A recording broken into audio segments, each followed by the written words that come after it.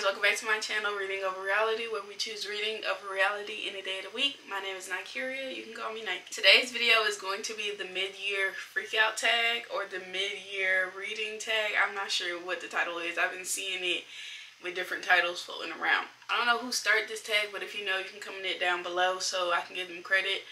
But I'm doing the tag that I've been seeing everybody else doing, but I added a bunch more questions because I've read so many books. I just feel like I don't want to talk about only like 10 books, which I think there was only like 10-ish, around 10 questions on the original tag. Some of these questions I have more than one answer for because they're just too good. Like, I can't just answer one. I'm sorry, I can't. So you're gonna get more than one book for some of these questions. I try to pick different books because I really could answer just for the summer for a majority of these questions, but I was like, I'm not gonna do that. This video is gonna be boring if I do that. So just know that Just for the Summer by Abby Jimenez is the answer to majority of these questions.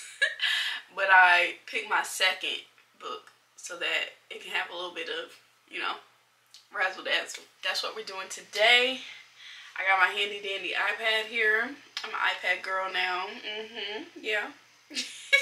First, we're going to start off with my reading goal for the year and some book stats. My reading goal for the year was 100 books, and I'm pretty sure I'm going to surpass that. Last year, I read around 60, I think. How many books have you read this year? I've read 65 books so far this year. How many books have you DNF'd this year? I have DNF'd 4 books this year, and I feel like that's a good number because, baby, I'll be quick to DNF a book. How many 5-star books have you had this year? I've had 5 stars. And I'm happy about that. I want some more, but like, I feel like 5 is good. That's basically like one a month. I need to find my 6th one for June, basically. Any rereads this year? Yes. This year I did one reread, and I reread The Coldest Winter Ever by Sister Soldier. I read this to help me get out of my reading slump because this is an OG book, and if you know, you know. This, yeah. If you know, you know. If you know, you know. What genre have you been reading the most this year? I've been reading mostly thrillers this year. It's been a very thrilling year for me. I honestly don't know why. Well, I guess I know why, because thrillers are just so fast paced. They're quick. They're like in between books, and like in between the heavy, the deep, the emotional books, the fantasy books. You just need a little quick little brainless read, a little something, you know, throw in there. What is the best book you've read this year? Just for the Summer by Abby Jimenez. If you know, you know. My last reading wrap up, I raved about this book. I think I had like a whole 15-minute section in that video about Just for the Summer. I love. Honestly, I'm gonna keep it a book. I've never had a 6-star read because I just feel like that ain't even on scale. Like, what could be past 5-star? But I really feel like this might be my first 6-star read. Like, I'm still thinking about it. I think this is gonna be a 6-star for me because I've had 5 stars and I get that 5-star feeling in books that I've loved, but this book just surpassed them all. Like, this is a whole nother feeling for me, and I really just don't know how or why, but it is. The best sequel of the year. This Could Be Us by Kennedy Ryan. I haven't really read that many series to be picking sequels out, but I'm gonna go with This Could Be Us. This wasn't on the same level as Before I Let Go, but it was pretty good. I did enjoy it. I think I rated it 4 stars, so we'll go with This Could Be Us. What's a new release you haven't read yet? Innocent Intent by Casey Mills. This just dropped like 2 days ago, and I just got it yesterday because my Barnes didn't have it in stock, so I had to wait for Amazon to bring it to me. Anyways, but this is a highly anticipated read for me, and I'm actually starting this today, so it won't be unread for too much longer, but this is a new release that has not been read yet. Most anticipated release for the second half of the year. The Blonde Dies First by Joelle Wellington. When I say I'm fiending for this release like a crackhead, I'm fiending. I want it. Give it to me. I need it. I can't wait. I messed up, and you know, reading is fundamental, and you know, I don't be reading everything, you know, like you should. After I read Their Vicious Games, I saw somebody post this book on their Instagram, and I didn't read the caption to realize that they had an arc. So I went looking for this book for like, I went to multiple trips for Barnes & Nobles looking for this book because I'm like, why would it not be in Barnes & Nobles? My Barnes & Noble just trash, but I went and looked in Florida too. I'm like, where is this book? I went and looked on Amazon. It ain't released yet.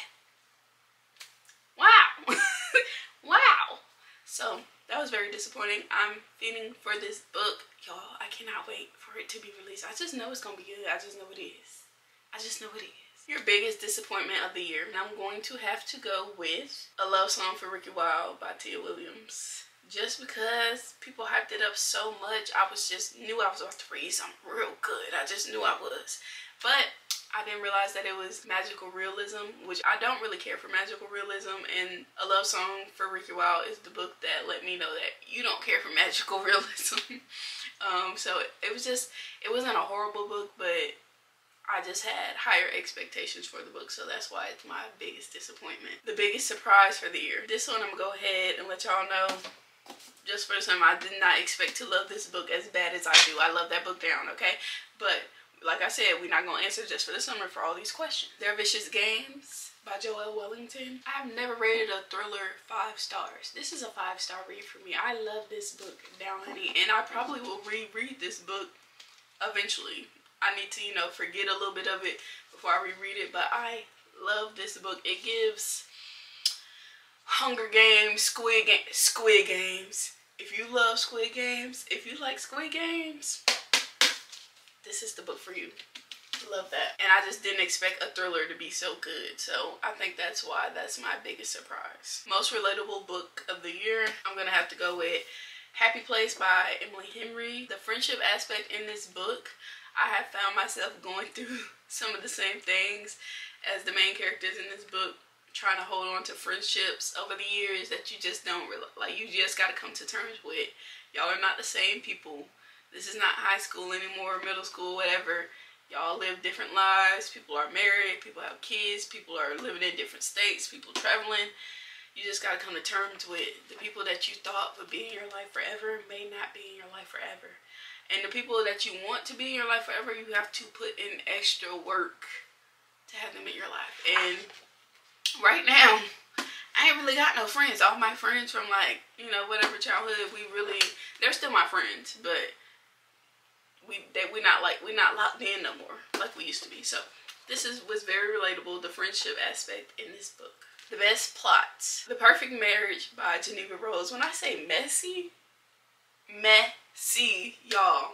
I love that book down. I don't know, the plot just was there, baby. The plot was there. And if you don't know what the plot is, I'm gonna tell you. A top, highly respected lawyer, the best in the game, a female lawyer, has to defend her husband who is being accused of killing his mistress. And I'm gonna just leave it at that. Y'all gotta go read it. Please go read it. It's messy. It's messy. Very messy. Go read it. Best twist. Don't Let Her Stay by Nicola Sanders. And honestly, this book was honestly kind of mid. The reason I say it was the best twist though is because you change your mind so many times on who's the bad guy. You're thinking like, yeah, this person's definitely the bad guy. Wait, are they the bad guy or is this person the bad guy? It's like, wait, no, that's definitely the bad guy. And it's like, no, wait, no, that's the bad. Dang, who the bad guy? And you really don't honestly know who the bad guy is until the very, very end of the book. Like, it's like you saw certain stuff coming, but you just were never sure of yourself. So that's why I say it's the best twist. Like, even though the twists are kind of predictable, it's just you never know which twist is the right twist. That don't make no sense until you read the book. You just gotta read this book. New favorite author, Joelle Wellington and Casey Mills. These two are new auto-buy authors for me. I fell in love with the first book I read of this person's and fell in love with the first book I read of this person's. And now I will be buying every other new release, period, point blank, and reading their backlogs. I don't think she has a backlog, but I'm catching up on her backlog. Newest fictional crush, Justin. My man, Justin. I love me some Justin, y'all. If you know, you know. You know I love Justin. Newest favorite character. I could say Justin again, but I'm gonna pick another person. Adina Walker. Adina Walker. I love Adina. Adina, that's my road dog right there. Love me some Adina. A book that made you laugh out loud. Fast by Millie Belizaire. Y'all, this book is very niche. It was a 5-star read for me only because it's very niche. It's based in Orlando, Florida, in a very tiny hood that you would only know if you were from Orlando, Florida. The things that she's saying in this book, I'm like, I could literally hear the person saying it like it was a real person. Like, I know the people in this book. I know for each character in this book, I know a real person in real life to match that character. And when I say I was cracking the F up, but it is a sad book. It's pretty sad. But if you're from Florida, I feel like you will find this to be very relatable and very funny. Yeah. A book that made you cringe. This is a book I also DNF'd. My Darkest Desire, the second book too. My Dark Romeo. Y'all, I had to go check and make sure that the same person wrote the first book as the second book. Because I was like, this just not giving. The first book, I don't know if I was in La La Land when I read the first book, but that book was hitting. I was laughing out loud at that book too, but I read that in 2023. So, I don't know if I was coming off a high because I had just finished a 5-star book and like I just was in the vibes of that book. I don't know. Maybe if I go back and that one might be just as cringy as this one. But My Dark Desire was way too cringy, baby. I DNF'd it. I couldn't do it. The throwing the knives at people, the heist, like what is this? Like, girl, in 2 ways. A book that made me cry. The Way I Used to Be and The Way I Am Now by Amber Smith. Yes, those 2 books, extremely sad, extremely relatable. You just understand, oh Lord, if you haven't read the books, you have to read them books. And if you've been in any type of traumatic situation, you will understand the main character so well. The way she reacts, everybody reacts differently, but the way she reacts, the way people react to her reaction, the way she's like, her inner feelings, she can't explain why she's acting the way she's acting and pissing people off and whatnot because she can't. I don't know. You gotta read them books. Them books made me cry, literally, because I just understood her so much, like, and what happened to her. Lord. Anyways, moving on. Book that made me happy. I'm not gonna talk about it. Luca and Ledge by Gray Huffington. Luca, love him down. Ledge, love him down. Y'all, I love Ledge and Luca. Where they stepped up to be daddies. I love that. I love that. I love a man. When it comes to kids, a book gonna get me every time when it's a good man that take care of his kids and love them kids down. Especially even if it ain't his kids. Love that. Love that trope. Stepdaddy trope, love it. Daddy trope, love it. Prettiest book I bought this year, The Veiled Kingdom by Holly Renee. I think the pink in this is just so cute. The pink on black is so cute. It's like, it's simple, but the color is just beautiful. And this is the book that I have been pretty much obsessed with lately. And I guess if I had to pick another one, I'm gonna go with This Could Be Us by Kennedy Ryan. If you don't know, I'm a pink girl, so pink everything. Love pink. But yeah, those 2, but probably this one first because this is my newest pickup, so I'm gonna go with this. Books I need to read by the end of the year. I have a goal to read 75% of my TBR shelf. This whole shelf right here is dedicated to my TBR. Majority of this is fantasy though, and I haven't really been in a fantasy mood. I think come fall, autumn, winter time, I'll be back in my fantasy era. But I want to get 75% of this read by the end of the year. We got the Magnolia Park series on here, Yours Truly and Part of Your World. I gotta finish off the Shudder Me series, the Natural series, Caraval series, Party of the Orange Tree and the sequel, a couple standalone series as well, but a lot is on that shelf. We're gonna get it off by the end of the year. We are. Any new bookish thing you've been doing this year? That could be reading new genres, started annotating and tabbing, you started buying books instead of borrowing, or borrowing instead of buying, or reading ebooks instead of physical books, or audio books, or something like that. Anything new bookish that you've been doing this year. I've attempted a couple new things, but they've pretty much all been a fail. I attempted audiobooks. That was pretty much a fail. I don't think audiobooks are for me. I just don't think they are. Audiobooks was a fail. Annotating, I really don't like vandalizing books. I just don't. Like, just for the summer, I had to though, because there was so much good stuff in here.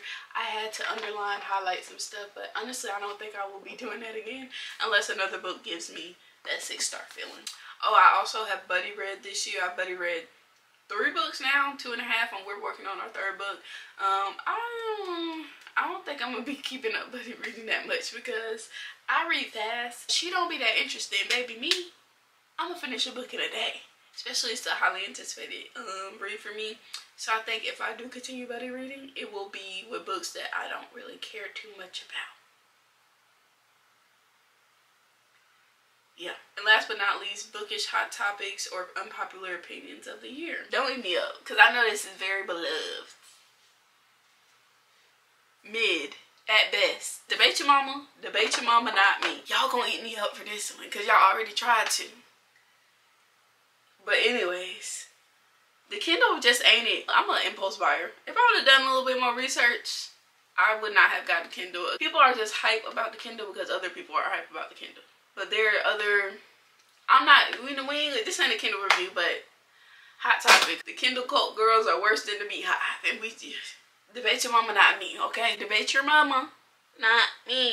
That's the end of this video. I hope y'all enjoyed. Comment down below some of your answers to these questions, especially the unpopular opinions or hot topic. I want to know, do y'all agree? What y'all think? Let me know some. Hope y'all enjoyed. Don't forget to like, comment, subscribe. Come back for more videos. As you can see, we're in a new place. I have an update coming soon about all of this stuff why I've been MIA, but it ain't here yet. Just be patient with me, okay? I'm sorry. See y'all in the next video.